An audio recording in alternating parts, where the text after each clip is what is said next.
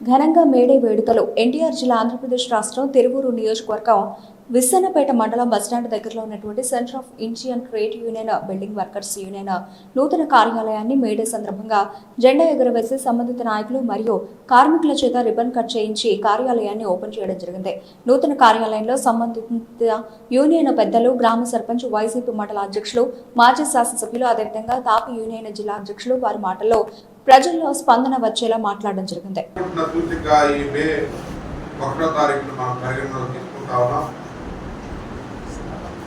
ఇప్పటి వరకు పిల్లి నరసింహారావు గారు చాలా కార్మికులు జరుగుతున్న అన్యాయాన్ని, కార్మిక బోర్డు యొక్క డబ్బుల్ని, సెస్ని ఏ విధంగా వాడుకుంటున్నారు అని కూడా వివరించారు. ఏ ప్రభుత్వం ఏది వచ్చినా ఏం జరిగినా కానీ కార్మిక లోకంలో ఇప్పుడు కార్మికులు దాదాపు 100 సంవత్సరాలుగా 150 సంవత్సరాల క్రితం దాదాపు 139 సంవత్సరాలు ఉంటాయి. చికాగోలో రక్తం చిందించినటువంటి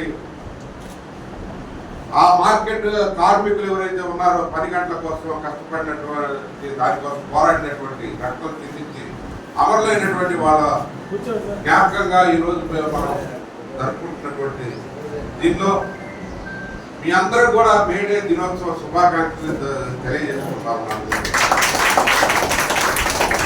సోదరులారా, ఈరోజు భారతదేశంలో భిన్నమైనటువంటి పరిస్థితులు మనం ఎదుర్కొంటున్నాం. దీనికి ఒక కాంగ్రెస్ పార్టీ, కమ్యూనిస్ట్ పార్టీ, లేకుంటే ఇంకొక పార్టీ, సోషలిస్ట్ పార్టీ, లేకుంటే ఇంకో పార్టీ అనేది లేదు.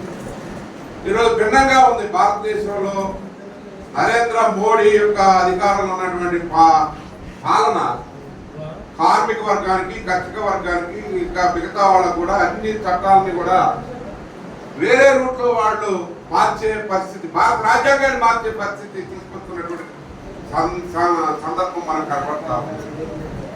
అందుకనే మేము వైఎస్ఆర్సీపీ పార్టీగా మేము తెలియజేసేది కార్మిక సంక్షేమం కోసం మేము కూడా కట్టుబడి ఉన్నాం. ఏ అయితే పోరాడి సాధించుకున్న 29 కార్మిక చట్టాలు ఉన్నాయో వాటిని లేబర్ కోడ్గా 4 కోడ్లుగా మార్చాలని భారతదేశంలో ప్రయత్నం జరుగుతూ ఉంది. పార్లమెంట్ లో బలం లేక ప్రవేశపెట్టలేదు. ఈ మధ్య మళ్ళీ తిరిగి ప్రవేశపెట్టాలని ప్రయత్నం చేస్తున్నారు. కార్మికులంతా ఆలోచించాలి. ఈ కోడ్లు కాదు, 100 సంవత్సరాలు పోరాడి సాధించుకున్నటువంటి చట్టాలని, అదే మరి 2006లో సాధించుకున్నటువంటి మన బిల్డింగ్ వర్కర్స్ యూనియన్ సంబంధించిన బిల్డింగ్ వర్కర్స్ బోర్డు సంబంధించినటువంటి చట్టం ఏదైతే ఉందో అవన్నీ కూడా తుడిచిపెట్టే పరిస్థితి దాపురించింది. ఇప్పుడు మనం చూస్తుంటే పరిణామాలు ఆ విధంగా ఉన్నాయి భారతదేశంలో. అందుకని అందరూ సంఘటితంగా కార్మిక వర్గ ప్రయోజనం కోసం పార్టీల రహితంగా, కులాల రహితంగా, వర్గాల రహితంగా అందరం కూడా అన్యాయాన్ని ఖండించేటటువంటి పరిస్థితి రావాలని మనస్ఫూర్తిగా నేను కోరుకుంటా ఉన్నాను. ఎందుకంటే ఇప్పటికే 10 గంటల మీద ఎలాంటి చీఫ్ ఏం చెప్తున్నాడు, సుబ్రహ్మణ్యం ఏం చెప్తున్నాడు, 12 గంటలు పనిచేస్తాడు, జాతీయ ఆదాయం పెరుగుతుందంట. ఇంకొక ఆయన చెప్తా ఉన్నాడు, నారాయణమూర్తి గారు, ఇన్ఫోసిస్ నారాయణమూర్తి 10 గంటలు పనిచేయాలని. అంటే 8 గంటలు 100 సంవత్సరాలు పోరాడి సాధించుకున్న చట్టాలు వీటన్నింటినీ కూడా మార్చేసి 10 గంటలు పెంచేసి ఇష్టం వచ్చినట్టు వాడుకోవాలని సంక్షేమాన్ని మర్చి, సంక్షేమం ఎక్కడుందండి? మనం ఈఎస్ఐ హాస్పిటల్ చూస్తున్నాం. ఈఎస్ఐ ఎక్కడ పనిచేస్తుంది? ఎక్కడన్నా మన కార్మికులకి ఈఎస్ఐ కార్డులు ఇక్కడ ఉన్నాయా? ఎవరికన్నా? అసంఘటిత కార్మికులు భారతదేశంలో కాంట్రాక్ట్ కార్మికులు, అవుట్ సోర్సింగ్ కార్మికులు, లేకుంటే ఇంకోటి అసలు వాళ్ళకి హక్కులు లేకుండా వాళ్ళకి కాలు రాసేటువంటి పరిస్థితి, దుష్ట పరిపాలన కొనసాగుతా ఉంది అని చెప్పి తెలియజేసుకుంటా ఉన్నాడు. అందుకని వీటన్నిటిని వ్యతిరేకించాల్సిన సమయం వచ్చింది. అందరం కలిసికట్టుగా పోరాడాల్సిన సమయం ఉంది. సమయం వచ్చింది. ఇప్పుడు తప్పదు, పోరాడితే పోయేది లేదు, బానిస సంఖ్యలు తప్ప అని చెప్పి నినదించినటువంటి రోజు.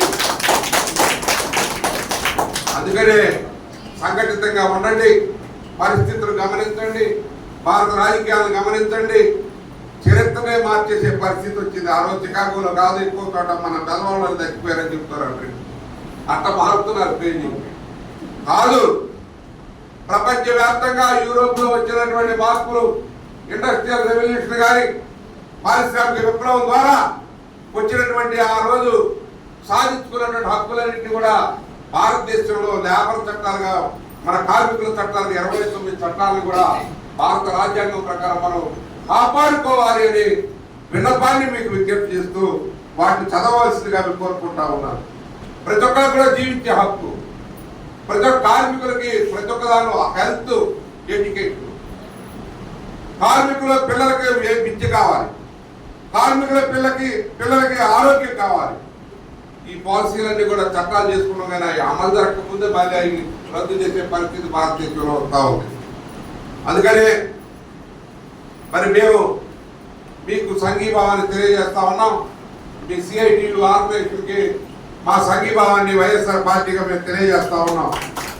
మేము అందరం కలిసి పోరాడాల్సిన సమయం వచ్చింది. అందరం కలుద్దాం. కార్మికుల హక్కుల పరిరక్షణ కోసం, కార్మికుల యొక్క విద్య, కార్మిక రంగంలో ఉన్నటువంటి కార్మికుల పిల్లల విద్య కోసం, వాళ్ళ ఆరోగ్యం కోసం చట్టాలను రక్షించుకోవాలి, కార్మిక బోర్డుని మనం రక్షించుకోవాలని చెప్పి తెలియజేసుకుంటూ వస్తున్న మార్పులను కూడా గమనించి వాటిని ప్రతిఘటనతో ఈ 20వ తారీఖున పిలుపునిచ్చారు. భారతదేశ వ్యాప్తంగా చాలా అన్ని ట్రేడ్ యూనియన్లు పిలుపునిచ్చారు. ఒక ఏకాగ్రే ఒక అన్ని ట్రేడ్ యూనియన్లు పిలుపునిచ్చారు. భారతదేశంలో ఒక చైతన్యం వస్తూ ఉంది.